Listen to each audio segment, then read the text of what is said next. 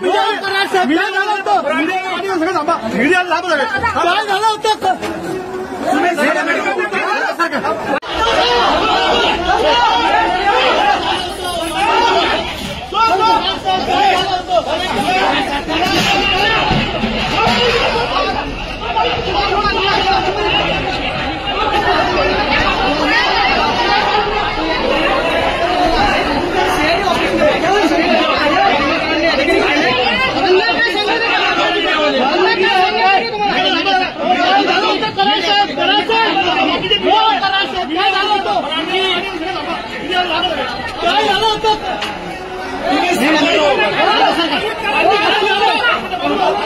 मी Valmik Karad केड्स police स्टेशनला खोटी खंडणीची फिर्याद दाखल झालेली आहे।